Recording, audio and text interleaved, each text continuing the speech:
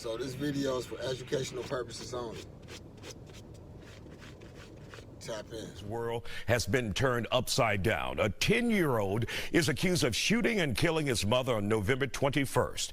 According to investigators, he was upset with his mother, Quiana Mann, who would not buy him a virtual reality headset off of Amazon. So he put a bullet in his mother's head. Killed her.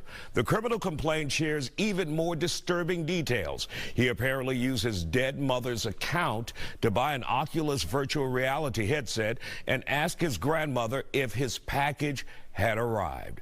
The 10-year-old is facing serious consequences. He is charged as an adult with first-degree reckless homicide. Sadly, his older sister told police he had always had rage issues.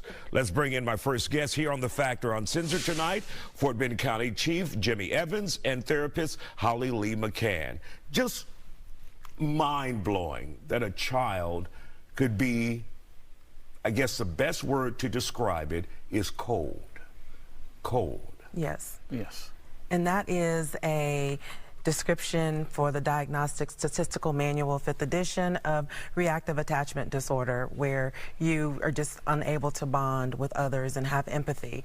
And that is exactly some of the features that, from what I read of this case, that child may have been diagnosed with. They did say that he was in therapy for some serious disorders, but they didn't say which ones. So I have a little list of what could possibly have been, you know, the result of that assessment.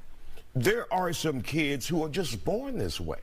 They don't necessarily have to learn this behavior, right? Well, in some cases, an argument could be made. But in other cases, when I did some research on juveniles who commit violent crimes, presuming the number of children that have trauma, the study that I read was from 2008. It was at least 70% of those juveniles had experienced some sort of trauma. So just because you have a mental disorder does not mean that you would go out and commit a violent crime, especially one as heinous as shooting your own mother point blank range in the head.